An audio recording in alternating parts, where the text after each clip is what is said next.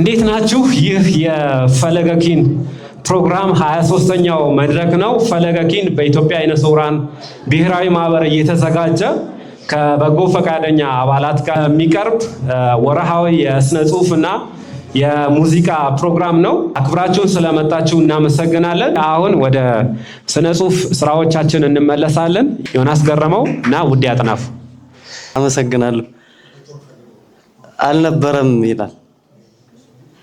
ከዘመን ምን ዘመን፣ ከቀን የትኛው ቀን፣ ከሰዓት ምን ሰዓት አልነበረም ጊዜን የማስታውሰው ካንቺ ተለይቼ ከኔ የራቅሽበት። ከቦታ ምን ቦታ፣ ከሀገር የቱ ሀገር ወሰን አልነበረም ለፍቅራችን ድንበር።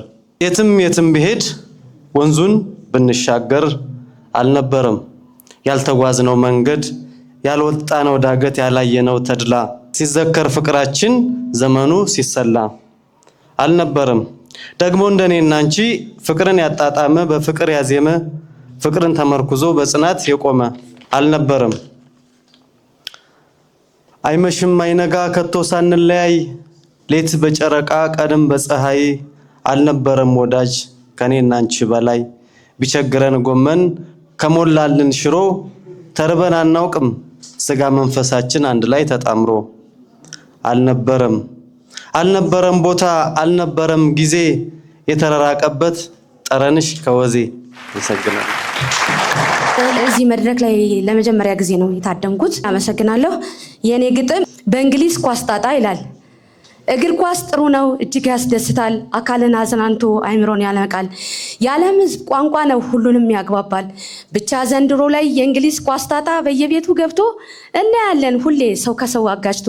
የሰው ሁሉ ልቡ እንግሊዝ ሸፍቶ፣ ኳሱን ወደ አገር ቤት የሚያመጣው ጠፍቶ። ማንቼ፣ አርሴ፣ ቼልሲ ጫት ይዞ በኮካ፣ ሌላው ሻይ ቡና ሁሉም በየፊና በዛው ይጀምራል የነገር ሁካታ። ገና አሃዱ ብሎ ሲጀምር ጨዋታ ታላቁ ላይ ወጥቶ ታናሹ ታች ወርዶ፣ ምክንያት በሌለበት ሲጋጩ በባዶ። የወለቀውን ጥርስ ከቶ ላይ ያስተክል ክርስቲያኖ ሮናልዶ።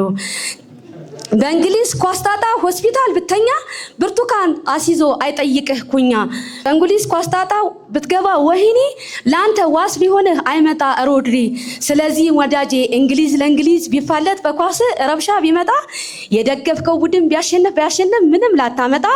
ከገደብ አትለፍ ከስርዓት አትውጣ፣ ችግር እንዳይገጥምህ በእንግሊዝ ኳስ ጣጣ። አመሰግናለሁ።